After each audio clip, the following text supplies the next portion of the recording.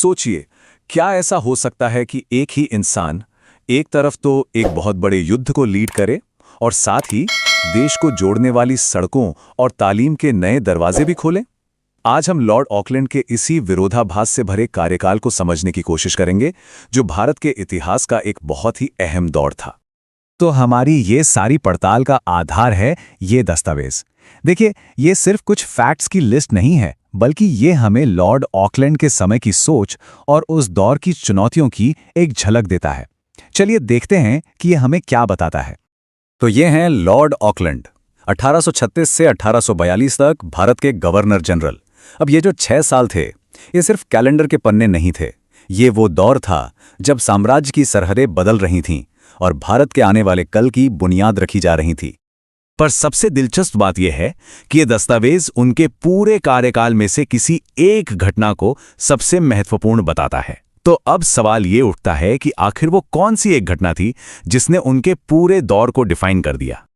और इसका जवाब हमें सीधे ले जाता है उनके कार्यकाल के सबसे बड़े और कह सकते हैं सबसे विवादित हिस्से की तरफ, एक बहुत बड़ा सैन्य संघर्ष। तो सोर्स के हिसाब से वो घटना थी पहला आंग्ल अफगान युद्ध, जो 1839 से 1842 तक चला। ये सिर्फ एक लड़ाई नहीं थी, बल्कि एक ऐसा टकराव था जिसने ब्रिटिश साम्राज्य की साख को दांव पर लगा दिया था और इस पूरे इलाके का भविष्य हमेशा के लिए बदल दिया। लेकिन एक तरफ जहां ये जंग चल रही थी, वहीं दूसरी तरफ कुछ और भी हो रहा था। चलिए अब इस लड़ाई से थोड़ा हटकर एक बड़े डेवलपमेंट प्रोजेक्ट पर नजर डालते हैं जो ठीक उसी समय पर चल रहा था। इस तारीख को जरा ध्यान में रखिएगा, 1839।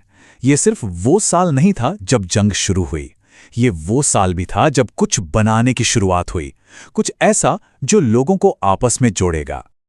और ये कोई ऐसी वैसी सड़क नहीं थी, ये थी ग्रैंड ट्रंक रोड, भारत की लाइफलाइन।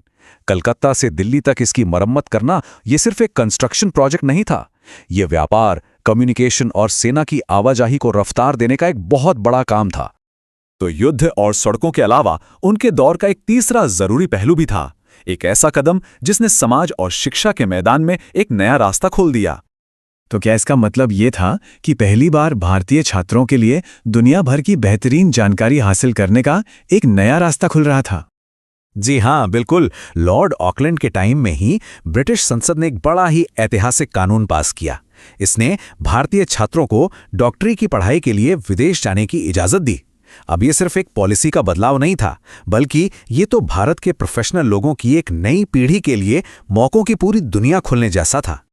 तो अब हमारे पास 3 अलग अलग पहलू हैं, युद्ध, निर्माण और शिक्षा। चलिए अब इन सबको एक साथ जोड़कर देखते हैं कि लॉर्ड ऑकलैंड की विरासत की पूरी तस्वीर आखिर दिखती कैसी है। इस टाइमलाइन को देखिए, सब साफ हो जाएगा। 1839 में जब एक तरफ अफगानिस्तान में जंग छिड़ रही थी, ठीक उसी वक्त भारत के अंदर ग्रैंड ट्रंक रोड पर काम भी शुरू हो रहा था। ये उनके कार्यकाल के विरोधाभास को एकदम साफ दिखाता है, एक ही वक्त पर तबाही और तरक्की दोनों साथ साथ। तो कुल मिलाकर देखें तो लॉर्ड ऑकलैंड की कहानी 3 पिलर्स पर खड़ी है, एक विनाशकारी युद्ध, एक बहुत बड़ा कंस्ट्रक्शन प्रोजेक्ट जो लोगों को जोड़ता है, और एक दूर की सोच वाला एजुकेशनल रिफॉर्म जिसने भविष्य के लिए नए दरवाजे खोले। और यहीं पर आकर हम एक बड़े सवाल पर रुक जाते हैं, लॉर्ड ऑकलैंड की विरासत को आखिर कैसे देखा जाना चाहिए? क्या यह संघर्ष और युद्ध का दौर था, या फिर तरक्की और सुधार का, या शायद इतिहास की ही तरह ये दोनों का एक उलझा हुआ कॉम्प्लेक्स मिक्सचर था? जब तक न सफल हो नींद चैन को त्यागो तुम, जब तक न सफल हो नींद चैन को त्यागो तुम, संघर्ष का मैदान छोड़कर मत भागो तुम।